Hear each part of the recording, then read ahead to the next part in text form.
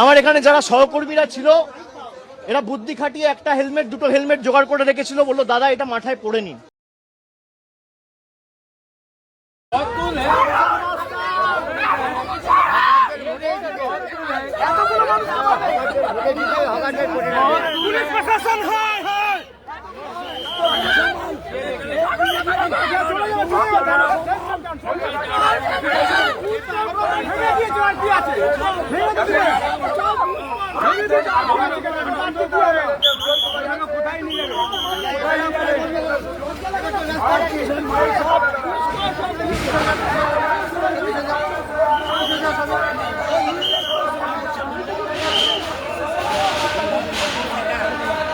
সংগ্রামী অভিনন্দন। এই লড়াই আমাদের চালিয়ে যেতে হবে। আপনারা লড়ছেন, আপনারাই লড়ছেন। এবং আমি সকালবেলা এসেই হকার ভাইদের বোনদের বলছিলাম যে আমাদের হকার ভাইদের জীবনই হচ্ছে লড়ার। যারা হকারি পেশাটাকে নিয়ে ব্যঙ্গ মস্করা করছেন তাদেরকে বলতে চাই যে হকাররা লড়তে লড়তে মরতে মরতেই বেঁচে আছে।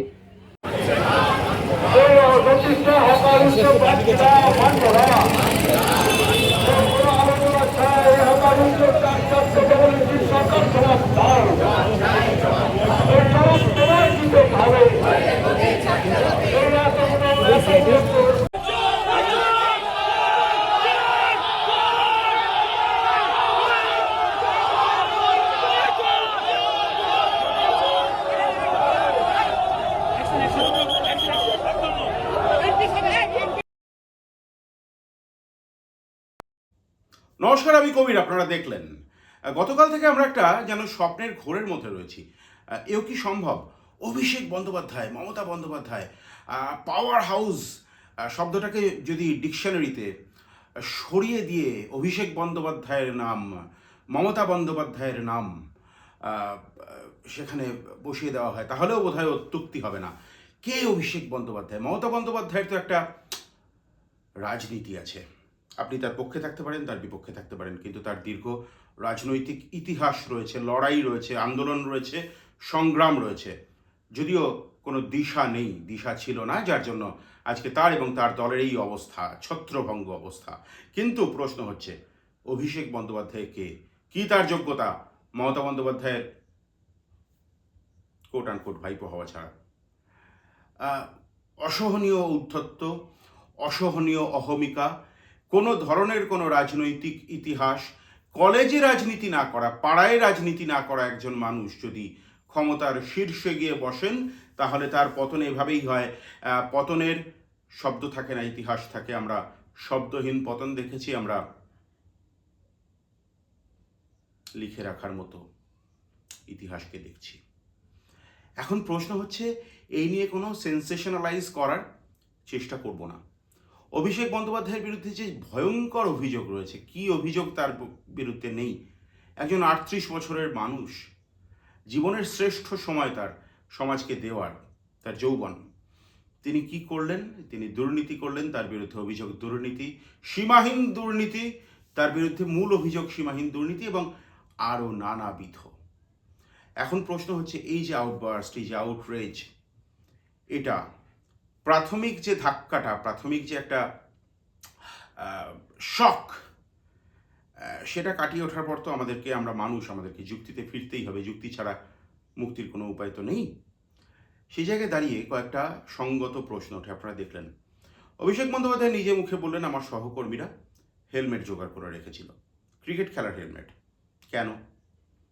প্রশ্ন। রাজনীতিতে সব সম্ভব, এবং এ তো কথাতেই আছে, everything is fair in love and war. যুদ্ধে, প্রেমে, যুদ্ধ বলতে রাজনীতিতে সবই সম্ভব। সবই জায়েজ কিনা সে তো আপনারা বলবেন, সে তো সময় বলবে। অভিষেক বন্দ্যোপাধ্যায়কে যারা মারলেন তারা কারা? এখনো পর্যন্ত গ্রেপ্তারের তালিকা আমরা যা দেখতে পাচ্ছি, যদি ধরে নিই পুলিশ প্রশাসন নিরপেক্ষভাবে কাজ করছে, সুমোটো মামলা তারা অবশ্যই করেছে। তাহলে তাদের মধ্যে বেশিরভাগই তৃণমূল কংগ্রেসের প্রাক্তন এবং বর্তমান কর্মী। এখন বিজেপি কারা? বিজেপির কিছু সমর্থন রয়েছে, বারবার করেই বলছি। বেশ কিছু মানুষ, রাজ্যের 45% মানুষ, তারা বিজেপিকে সমর্থন করেছেন, এবং বিজেপিকে সমর্থন যত না করেছেন তার থেকে বেশি করে তারা তৃণমূলের বিরোধিতা করেছেন। কিন্তু বিজেপির গ্রাসরুট লেভেলে, অর্থাৎ তৃণমূল স্তরে, সে অর্থে সংগঠন সেভাবে গড়েই ওঠেনি। আমি নিজে চোখে দেখেছি। একটা ছোট্ট ঘটনা আপনাদেরকে বলি। ফল ঘোষণার দিন তৃণমূলের অফিসের সামনে দাঁড়িয়ে গেরুয়া আবির মেখে তৃণমূল, দুপুর পর্যন্ত যারা তৃণমূল করেছে এবং বিজেপিকে, সিপিআইএমকে মারবো বলে যারা টার্গেট করে রেখেছিল, ভোটের রেজাল্ট বেরোলেই, তৃণমূল জিতলেই সিপিএমকে এবং বিজেপিকে একসঙ্গে মারা হবে, সেই ছেলেপুলেরা, একদল দামাল ছেলে, তারা মদ্যপ অবস্থায় নিজেদের আবির সরিয়ে রেখে গেরুয়া আবির কপালে মেখে জয় শ্রীরাম ধ্বনি দিয়ে নিজেদের পার্টি অফিস তছনছ করছে, চুরমার করছে। তাদেরকে যখন জিজ্ঞেস করছি তোমরা তো তৃণমূল করতে, তারা বলছে না আমরা এখন বিজেপি। বিজেপি কি তোমাদের নিয়েছে জিজ্ঞেস করলাম, তার উত্তর হলো নেয়নি, নিয়ে নেবে। এই কনফিডেন্স কোথায়? আপনারা জানেন খোকন দাস বর্ধমানের গ্যাংস্টার বলে কুখ্যাত, সেই খোকন দাসকে অ্যারেস্ট করেছে আজকে পুলিশ। মুঘলসরাই, অর্থাৎ দীনদয়াল উপাধ্যায় এখন যার নামকরণ করা হয়েছে সেই স্টেশন থেকে। কি এই খোকন দাসের উত্থানের কাহিনী? তিনি ভাঙা সাইকেলে চড়ে ঘুরতেন, নিতান্ত দারিদ্র, তার দিন আনা দিন খাওয়া। আজকে তিনি কোটি কোটি কোটি কোটি টাকার সাম্রাজ্যের মালিক, বর্ধমান পৌরসভার কাউন্সিলর ছিলেন, ভাইস চেয়ারম্যান ছিলেন, বিধায়ক। এবং আপনারা যদি চান, আপনারা জানাবেন আপনারা চান কিনা খোকন দাসের মানুষের ওপর অত্যাচারের যে কাহিনী, বিভিন্ন স্তরের মানুষের ওপর, আমি সেই নিয়ে একটা আলাদা প্রতিবেদন করতে পারি। এখন এই খোকন দাসেরা তো, আমি খুব বাক্য ব্যয় করতে চাই না এদের পিছনে, এইসব এলিমেন্টদের পিছনে। এই খোকন দাসেরা তো একা না, পশ্চিমবঙ্গের বিভিন্ন জেলায়, ব্লকে ব্লকে, বুথে বুথে খোকন দাসদের কি পরিমাণ বালি, চুরি, সিন্ডিকেট, একদম মানে ভাবা যায় না। তার হিস্সা কি একদম ওপর মহল অব্দি পৌঁছতো না? মানুষকে কিচ্ছু জানে না।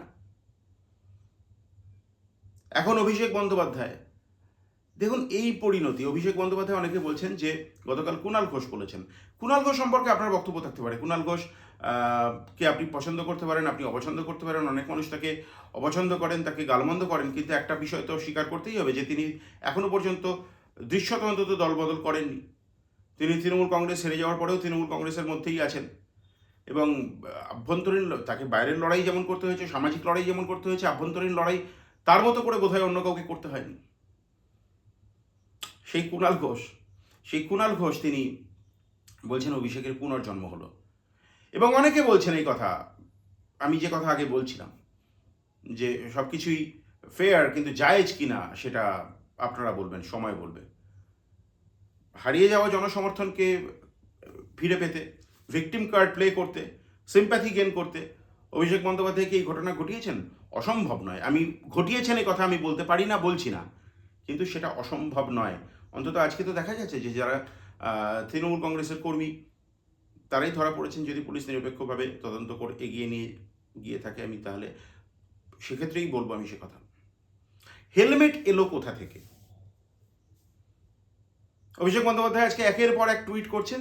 কেন্দ্রীয় নেতা যারা বিভিন্ন দলের, তারা তাকে সমবেদনা জানিয়েছেন। তিনি কি এই মৌকাটাই খুঁজছিলেন?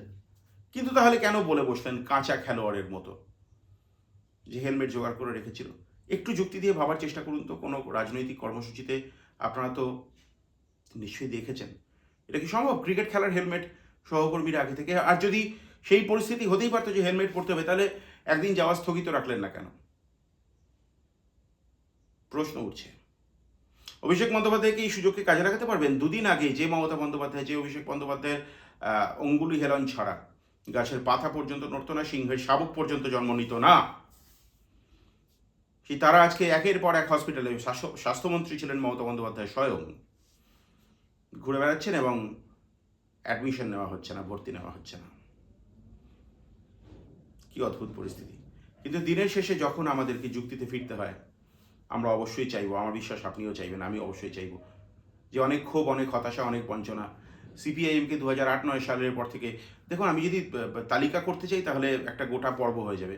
শাল্কু সোরেনের কথা আপনাদের মনে আছে? দেবলীনা হেমব্রম এবং গৌরাঙ্গ চ্যাটার্জি, তারা সিটিং এমএলএ, তাদেরকে সারদা কেলেঙ্কারি নিয়ে প্রশ্ন করার অপরাধে মেরে মাথা ফাটিয়ে দেওয়া হয়েছিল, অজ্ঞান করে দেওয়া হয়েছিল।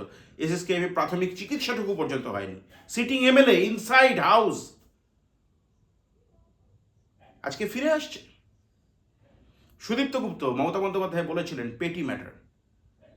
মহিদুল ইসলাম মিদ্দা, আনিস খান, আরো কত আরো কত। বিজেপির কর্মীদের উপরে 2021 সালের পরে যে অকথ্য নির্যাতন হয়েছে গ্রামে গঞ্জে, রাজনীতি করবে যে যার রাজনীতি করবে, একজন আরেকজনকে হারাতে চাইবে, মানুষের কাছে নিজের বক্তব্য নিয়ে যাবে, মানুষ যাকে বিশ্বাস করবে, যাকে সমর্থন করবে সে জিতবে, যাকে সমর্থন করবে না সে হেরে যাবে, আবার চেষ্টা করবে জেতার। এত মারামারি, এত মারপিট, এত খুন খারাপির কি আছে? আরে লড়াইটা তো ভাতের, খালি পেটে ধর্মচর্চা তো হয় না, কোনো ধর্মচর্চা হয় না, কিছুই হয় না, কাজও হয় না। লড়াইটা তো পেটের, ভাতের, দুমুঠো খাবো। গরিব মানুষ অতিষ্ঠ করে দিয়েছিলেন বাঁচা খগেন মুর্মু, বয়স্ক এমপি, দল বদলো ঠিক আছে, এমনকি জেপি নাড্ডার কনভয়ে হামলা কেন? দিলীপ ঘোষকে হেনস্থা কেন? বিজেপির তৃণমূল স্তরের কর্মীদের উপরে যে পরিমাণ অত্যাচার হয়েছে, সিপিআইএম এর কথা তো আমি ছেড়েই দিলাম, ধীরেন লেটের কথা মনে পড়ছে, প্রদীপ্তা কমল গায়নকে মনে পড়ছে, কুপিয়ে কুপিয়ে প্রকাশ্যে। আজকে সেই জায়গায় দাঁড়িয়ে আপনারই দলের কর্মীরা আপনাদেরকে অন্তত প্রাথমিকভাবে যাদেরকে গ্রেফতার করা হয়েছে, কল্যাণ বন্দ্যোপাধ্যায়, তিনি বা পিছিয়ে থাকেন কেন? এবং অসভ্যতার যে নজির উনি রেখেছেন বিভিন্নভাবে, মানে কি বলবো, একজন সিনিয়র অ্যাডভোকেট, বিভিন্ন সময় বিভিন্নভাবে যে অঙ্গভঙ্গি, যে কুরুচিপূর্ণ মন্তব্য একের পর এক, হঠাৎ করে আজকে গেলেন, দেখলেন, পড়ে গেলেন, এক ফোঁটা রক্ত কেউ দেখতে পেল না। আমরা চাই না রক্ত বেরোক। এই নাটকের কি দরকার ছিল? লড়াইয়ে টিকে থাকা। এই যে একটা পরিস্থিতি তৈরি হচ্ছে, এবং শাসককে বলছি, আপনারা বিভিন্ন জায়গায় যে ভীতি প্রদর্শনমূলক আচরণ করছেন, অবশ্যই যারা অপরাধী তারা তো তাদের শাস্তি পেতে হবে, এটা মানুষের দাবি, কিন্তু আইনি পথে। যদি আইনের শাসন চলে যায় তাহলে কিন্তু তাকে, ক্ষমতাকে নিয়ন্ত্রণ করতে পারা কিন্তু একটা দক্ষতা, একটা আর্ট, একটা শিল্প। যদি আইনের শাসন দেশ থেকে চলে যায় তাহলে কিন্তু কারোর জন্যই সেটা সুখদায়ক হয় না। শাসককে ইমিডিয়েটলি সেই বিষয়ে কড়া পদক্ষেপ করতে হবে, আবেদন জানাচ্ছি। আর কয়েকটা কথা বলবো। অভিষেক বন্দ্যোপাধ্যায় সোনার চামচ মুখে নিয়ে জন্মেছেন বলে তার প্রতি বাড়তি কোনো ভালোবাসা আমার অন্তত নেই। তিনি যে পরিস্থিতির সম্মুখীন হয়েছেন, হেনস্থা হোক, সাজানো হোক, না সাজানো হোক, বাস্তব হোক, সেই পরিস্থিতি তৃণমূলের শাসনে বিরোধী রাজনীতি করলে, সিপিআইএম করলে, বা কিছুদিন আগে থেকে বিজেপি করলে, বুথ স্তরের কর্মীদেরকেও সেই আচরণের সম্মুখীন হতে হয়েছে। তো তিনি দলের সুপ্রিমো ক্যামাক স্ট্রিট থেকে বেরিয়ে, তাকে এসি থেকে বেরিয়ে, এসির কমফোর্ট থেকে বেরিয়ে, আলিশান বাংলো থেকে বেরিয়ে, অফিস থেকে বেরিয়ে তাকে হচ্ছে এই পরিস্থিতির সম্মুখীন হতে হবে। এর মধ্যে তো কোনো অবাক হওয়ার কিছু নেই, এটাই স্বাভাবিক। সেই জায়গায় দাঁড়িয়ে বিজেপি শাসক দল, এখন তারা বলবেন যে রেল মন্ত্রক করছে। রেল মন্ত্রক হঠাৎ করেই বিজেপি রাজ্যে শাসন ক্ষমতায় আসার পরে করছে কেন? একের পর এক স্টেশন দখলমুক্ত করার জন্য, বেআইনি দখলমুক্ত করার জন্য, এনক্রোচমেন্ট মুক্ত করার জন্য তারা বুলডোজিং করছেন। এখন বেআইনি জবরদখল, এটা কি বৈধ না? বৈধ না। কিন্তু পুনর্বাসন, মানুষের রুটি রুজি, পেটের ভাত, তাদের সন্তানদের ওষুধ, মা বাবার ওষুধ, স্ত্রীর ভরণ পোষণ, পেটের ভাত, প্রাথমিক চাহিদাটুকু কি হবে তার? কোথায় যাবে তারা পুনর্বাসন ছাড়া? করে দেওয়া যেত না? রাজ্যে তো ডবল ইঞ্জিন সরকার। এইটা করে দেওয়ার পরে যদি ব্যবস্থা করতেন, কোথায় তৃণমূল? কোথাও নেই। গতকাল রাত্রিবেলা উত্তরপাড়া এবং দমদমে অভিযান চলেছে। উত্তরপাড়ায় সিপিআইএম এর নেতৃত্বে হকাররা একজোট হয়ে তারা রুখে দিতে পেরেছেন। দমদম স্টেশন জবরদখল মুক্ত হয়েছে, খুব খুশি হওয়ার কথা। একবার ভাবুন, আগামীকাল থেকে এই প্রবণতা কিন্তু, আপনি যত বড় চাকুরেই হন না কেন বা যত বড় ব্যবসায়ী হন না কেন, কোভিড পরবর্তীকালে তো হয়েইছে, আগামী দিনে আরও হবে কর্পোরেট সিস্টেমে। One fine morning, if you come to know that, আপনার কাজটা আর নেই, আপনার পেটের ভাতটা আর নেই, যারা আজকে অসম্ভব ঔদ্ধত্যের সঙ্গে বলবেন আরে আমাদের চওড়া রাস্তা চাই, অবশ্যই চাই, আমাদের দামি বাইক চাই, অবশ্যই চাই, আমাদের এয়ারপোর্টের মতো স্টেশন চাই, অবশ্যই চাই, সেই পরিমাণ রেস তো আছে তো পকেটে। এয়ারপোর্টে গিয়ে যে পরিমাণ খরচা করে আমরা খাবার কিনি, খাবার খাই, স্টেশনে গিয়েও সেই পরিমাণ খাবার খাওয়ার মতো প্রাথমিকভাবে দেখতে ভালো লাগে। আর যদি থেকেও থাকে, প্রথম কথা নেই, বেশিরভাগ মানুষের নেই, আর যদি থেকেও থাকে যাদের গেল তাদের কি হবে? আপনারও যদি এই পরিস্থিতি হয় আগামী দিনে আপনি কি করবেন একটু ভেবে দেখবেন। লড়াই করছে কিন্তু সিপিআইএম, সীমিত সামর্থ্য নিয়ে লড়াই করছে। গার্গী চ্যাটার্জি অসম লড়াই করছেন, সিআইটিউর অসম লড়াই করছেন।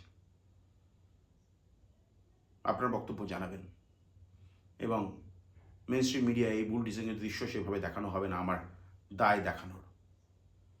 আপনি কি ভাবছেন অবশ্যই জানাবেন। যারা প্রথমবার এই চ্যানেলে এলেন দয়া করে সাবস্ক্রাইব করবেন, সঙ্গে থাকবেন। নমস্কার।